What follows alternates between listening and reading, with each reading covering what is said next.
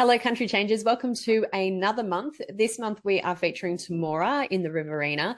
We are joined by Craig Sinclair, who's the Economic Development Officer from Temora Shire Council, and Lachlan Pellow from QPL Real Estate. Welcome, guys. Hey, Thanks for having us on again. I know you're a regular on our little segment, so it's good. Look, I'll start with you, Craig. Tell us a little bit about Temora in terms of its location and what's happening in the region. What sets it apart from, say, other little areas of the Riverina? Temora's located in the southwest of New South Wales, about 4.5 hours from Sydney, 2 hours from Canberra, and 5.5 hours from Melbourne. So it's right in the heart of the Riverina area. So I guess, given that location, we're very much in the wheat belt. We're very agricultural based, and we are in one of the fastest growing regions in New South Wales in terms of the infrastructure investment that's happening here. So there's over $35 billion worth of infrastructure. They're major infrastructure projects. Those, we aren't talking about your mum and dad businesses and their investments. These are significant, mostly state or federal government funded projects that are happening over the next 10 years. So that $35 billion equals about 5,000 to 10,000 temporary jobs. Some of those projects include Inland Rail, Defence Estates, and Transgrid, as well as Snowy 2.0. So some big names, but also a lot of renewable energy projects.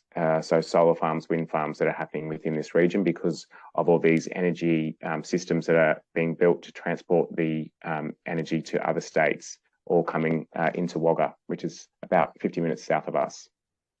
So in layman's, what does that actually mean for people who might be looking to move to a regional area?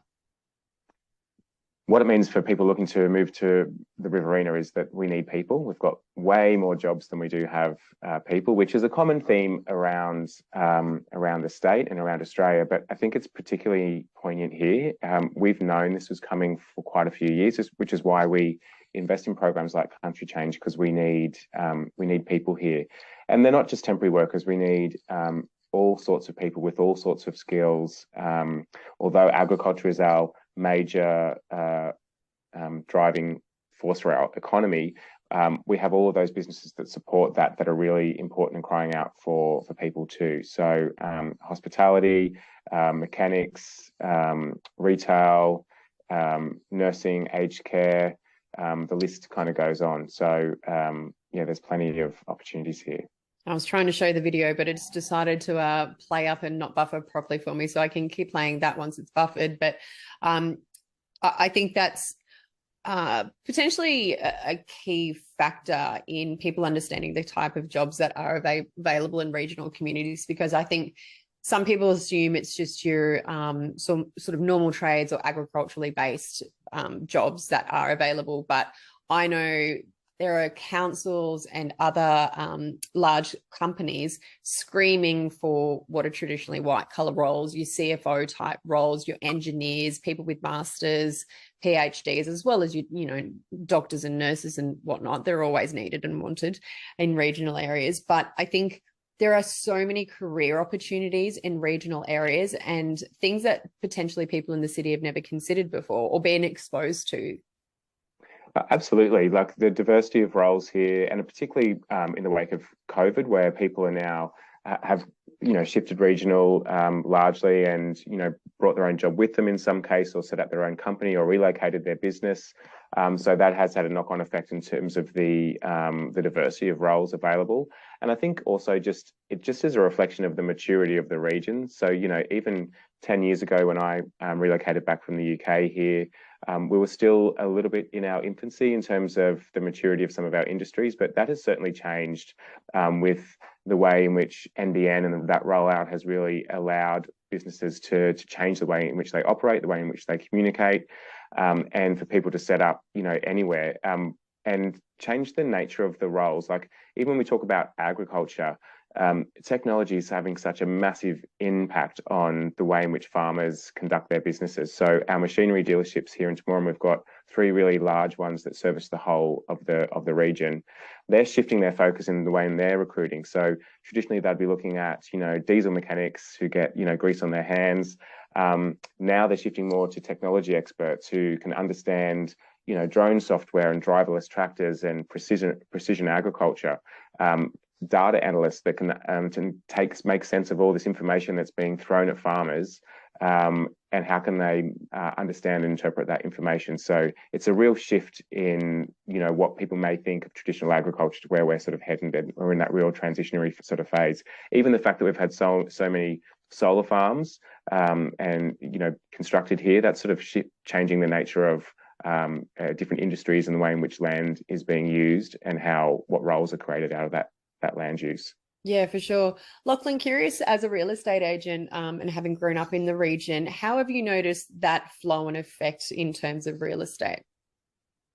Well, it's definitely caused a lack of supply for buyers, and that's been right across the board for all of our offices in the 4 locations. But especially in Temora, we've just found that as an influx of people relocating regionally has driven demand, we've just seen a lack of supply, which has probably made it hard for people trying to make a country change in the last 18 months. I think that we're going to see that probably get a little bit easier. We've definitely got, Temora's been on the front foot and got some developments, and council have assisted developers to make these things happen to try and get that housing issue going. And we were having discussions about this, Craig and I, and plenty of other people, about getting on top of this, 2 years ago more, because we knew it was coming. Council definitely knew it was coming, and we're pushing to try and make it work. And we do have the developments in process and the housing coming, but it's still a slow process, and that's starting to come along. But I think what it's really done is, from our market's perspective, we've just flowed on the sort of the same ride that most of Eastern New South Wales has, Eastern Australia really has in the last 18 months, but still quite affordable. I think there's been a lot of talk about interest rate pressures and the rising interest rates in the last couple of months. That pressure doesn't get felt as much in our markets because the average mortgages are quite low in comparison to mortgages in metropolitan areas. For the median sale price in Temora is $400,000. So for $400,000, you get a neat and tidy home on a good block. Prices range anywhere from about $300,000 up to sort of $850 for a really nice home. But given that that's the case, your mortgages aren't ridiculous, and for a standard dual income earning household, you're really not stressing yourself out too much with these rate rises and the bit of uncertainty about what might happen in the next couple of years as well. So I think people are going to find it even more of a safer option to go and work in the country and take a smaller mortgage and have a bit more quiet lifestyle and enjoy that fresh country air. Yeah, and potentially bring their city jobs and city wages, although we do want people to be employed locally when you have a skills shortage. So that's also an option for a career pivot in that respect, and, climbing the career ladder in a different way, as opposed to what you might in the city. There's so many interesting career pathways available in the country.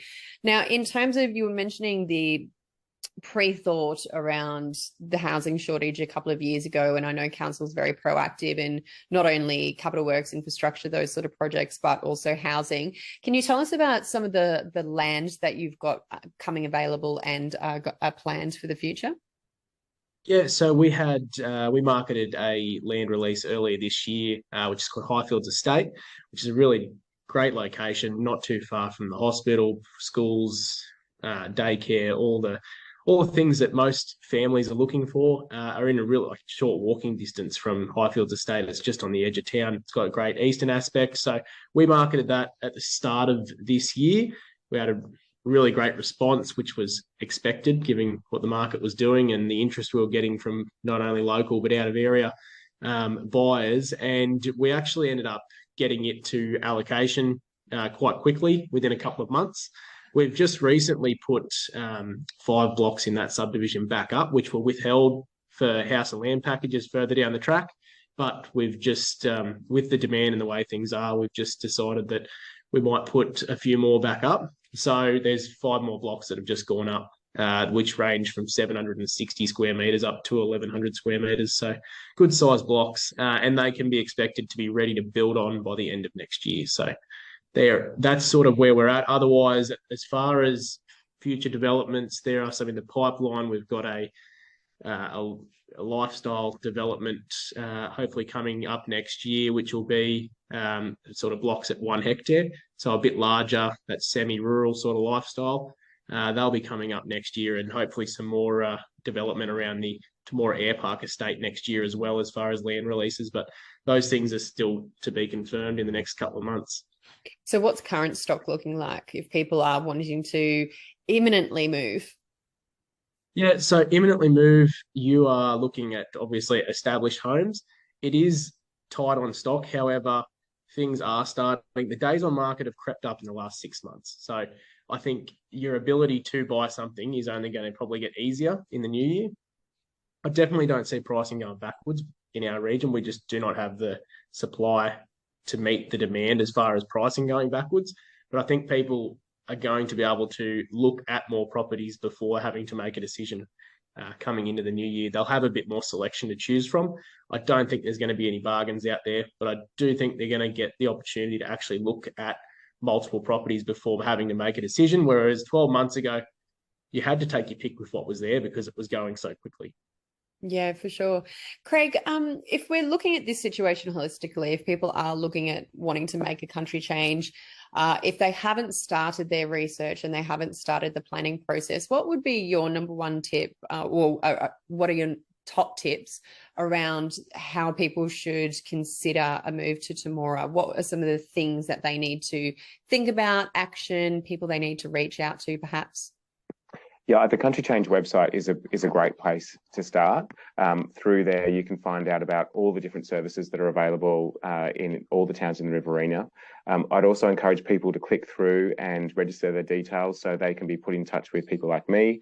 And I will then get in touch and ask them questions.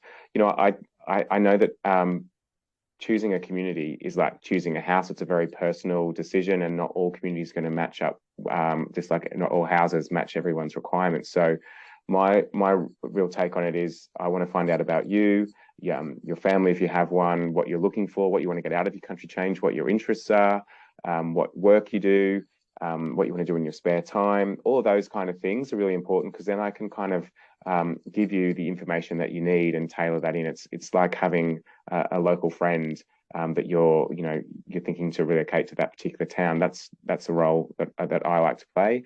And then from that point on, it'll be about encouraging you, if you feel that it's the right place for you, to come and take a look, and I can arrange to meet up with you, take you for a tour of the town based on all the things that you've told me that you want to see, and make some introductions to people as well. I'm quite connected to business owners who are looking for staff, so I can make some connections and introductions there. Or if you're looking to bring your own business, then I can also make those introductions and facilitate, connections to estate agents like Lachlan, or to other complementary business owners. Yeah, it's very much a personal approach that people in the cities might not be used to from their council. So we kind of do things differently here, which is kind of why people might want to move to the country, and we're really proud of that. We have a reputation as being the friendliest town in New South Wales, and we wear that as a badge of honour. And we like to live that through all the values that we display. Yeah. And one of the things that I recommend people do is write a wish list or a must-have list of not only what they want in a home, but what they want in a community, schools, medical access, and be really specific, because the clearer you can get on what it is that you want, the easier it's going to be able to pinpoint the right type of community that's going to suit your needs and, create a successful move. Because at the end of the day, we want people to be successful in their tree change, and we want them to become a real asset for the communities that they're moving into. Just on the community aspect, one of the campaigns that has been successful for you over the past few years is your doctor attraction campaign called the Great Quack Quest. You've had some recent good news with that campaign. Tell me about that. this is a campaign that Letitia and I worked on quite a few years ago. Was it in 2019? I think it was. Just before 2018. COVID. Yeah. COVID didn't help. And so unlike, like many other regional towns, Temora, was in need of doctors, and we didn't have an immediate need. We have really great medical facilities here, and 7 doctors, which is great for a town of 6,500 people, to the point that we have a lot of people coming from surrounding towns to use our medical facilities. But we saw some retirements coming up, and we thought we need to get ahead of the game with this, but we need to do something different. So we created this big campaign that ended up sort of going global and on national TV, and a music video of community members dancing in the streets, singing a song that was written specifically for this campaign. Anyway, I'm happy to say that we had a new doctor and his wife and 3 children relocate from the UK to come and take up position in the medical practice earlier this year. They're settling in really well. They've bought themselves a renovation project in a beautiful old home in the middle of town, and really well loved. So part of the campaign was a bit tongue-in-cheek, because we're looking to show our sense of humour and our attitudes as a community, and I can see Letitia's playing that now, and so Shiraz, who responded to the campaign, has a good sense of humour, and he fits in really well with the community, and I think that's been really important for the way in which he's integrated and getting on board with what we're doing here, which is great. I'm just going to see if I can skip ahead. Again, I'm having buffering issues. Thank you, internet. To where the community is sort of very much getting behind this and dancing. There we go. We've got people from the aviation estates, school children, people from the lawn bowls, everybody. I can't think of one sort of sector of the community that didn't get involved. And I think the shoot where we had the whole town, or a substantial amount of people from the town dancing in that main street that we'd closed down, I think that's testament to the kind of community that Temora has, and why people not only move to the region but stay in region. Is there anything you wanted to add about that community, Craig, and what the kinds of people you are wanting to attract? We used to do some things where we went to Sydney and had these expos. They don't exist anymore, but we would meet with people in metropolitan areas who would be keen to relocate. And I could usually tell within 30 seconds. Lachlan's done a few with us as well with his family. And they were the kinds of people who wanted to move to get involved in the community. So if you are someone who really wants to relocate to the countryside and lock your doors and be hidden, you can do that. Your experience is probably not going to be much different to staying in the city, but the people that thrive in Temora are the people that want to roll their sleeves up and get involved and coach the footy team, or join a local group or start their own group. Like we've got a really participatory community. They love to volunteer. We've got one of the highest volunteerism rates in the whole of the state when you look at the census data. So I think that's a reflection of how much people care about where they live here and how much they want to get involved. And those are the people that really make a difference. And look, if they're willing to, I'll share the screen. I found it. If they're willing to get up and make a fool of themselves for a music video that goes global, they've got to believe in the town that they look great. Yeah. They do look great. They do. They had so much fun too. Oh, that's the main thing. So, Lachlan, you must see a fair bit of that when you're interviewing people as well, understanding what they're looking for when they're moving. Was there anything that you wanted to add to that message? No. I think Craig's hit the nail on the head there. In fact, that people who move and want to be involved are the people who we find end up committing the most. Otherwise, another big thing that we get with people is if they are looking to come out and with a business, or also for a bit of a project, if they're looking for that renovation project and something they can really sink their teeth into, I think you need to come out with something and get yourself involved. And by doing potentially a renovation on a small acreage property or something like that, by virtue of doing that, you become part of the community anyway, because you have to shop at the stores and interact with people and ask questions and learn all those things. So I think just by being that type of person, that seems to be the person who has fit into the community and joined in. But look, like Craig said as well, you could be anyone. You could be a bit more recluse and want to just come out and enjoy the peace and quiet and all that, and that's more than welcome for that as well.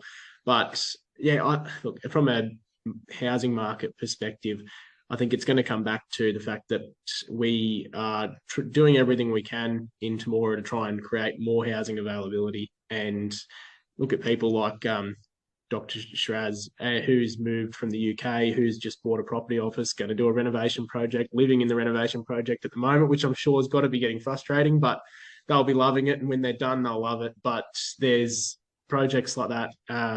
But there's also some really stunning homes that are just turnkey, ready to move into as well. So there's options out there for everyone. I think if you're interested in looking to move to the country, you really do need to go through country change or reach out to people at councils like Craig, because they do have the time and resources to be able to help and ask questions and make sure you are welcomed into the community.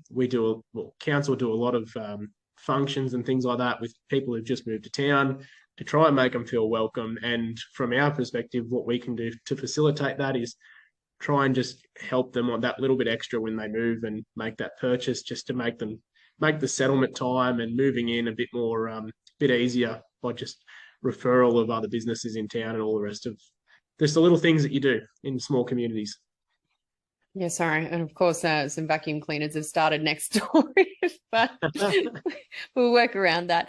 Look, and just finally, Craig, we'll just touch on the, and excuse me if you did mention this, it potentially slipped, the hospital.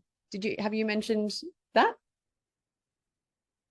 No, I didn't actually. So we've got some really great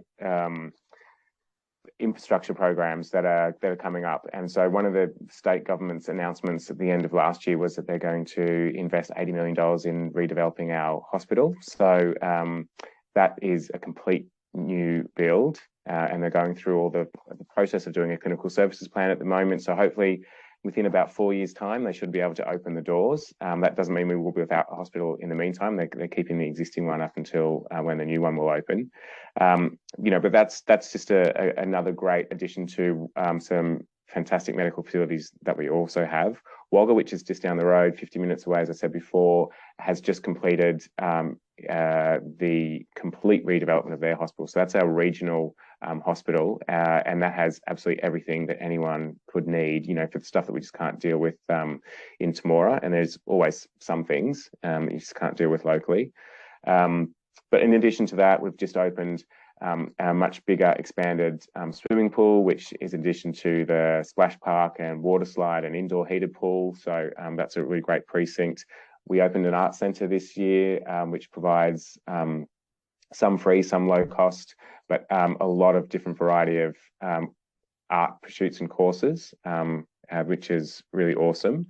And we are also doing some really great things in terms of looking forward for master planning. So we've got a really beautiful man-made lake called Lake Centenary, and that's got a really gorgeous walking track that's 2.7 k's around just outside on the outskirts of town. It's really popular for fishing, water skiing, canoeing, all those kind of things. But we're doing a massive master plan for that to really make sure that that's a beautiful place, now and in the future.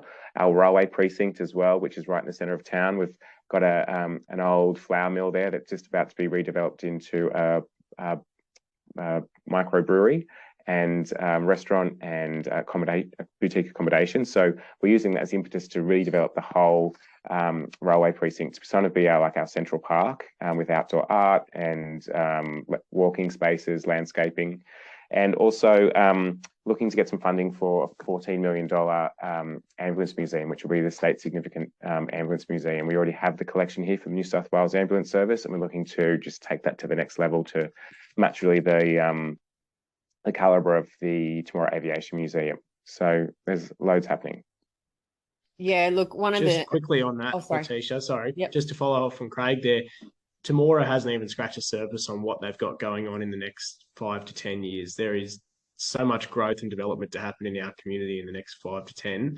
It's incredible. The amount of work that has got to be done and is already in the pipeline and things that will happen I guarantee that the lifestyle is already a great lifestyle, but the lifestyle improvement and the quality of life improvement in Temora is going to go through the roof over the next decade, because there's just so many things in the pipeline from a hospitality and tourism perspective. That's just been a big push, and there's a lot of infrastructure being built around that.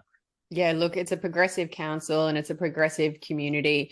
If anybody is interested in finding out more about Temora, head to the Country Change website, countrychange.com.au/Temora. There you'll be able to find a little bit more information about the town, watch some video testimonials of people who've made the move, and find out some of that key data and whatnot. And down the bottom, you will find somewhere. You will find Craig's. I've missed it. I've scrolled past it too fast because my internet's being amazing. Oh, I went straight past it. You'll find Craig's contact details on there. So his email and phone number, as well as a link through to some more vital information. So you can reach out to him or reach out to Lachlan at QPL Real Estate, and he can help you out with your real estate inquiries. So thank you so much for joining us, gentlemen. Was there anything else you'd like to add before we sign off? I think we covered a lot. Thank you, Letitia, for hosting this again, and to Lachlan for taking part. We look forward to welcoming all the inquiries that we can get. And as I said, I'm here to help, so make the most of me. Absolutely. Thanks for having us on, and just reach out if you have any questions. Amazing. Thanks, gentlemen. Have a great day.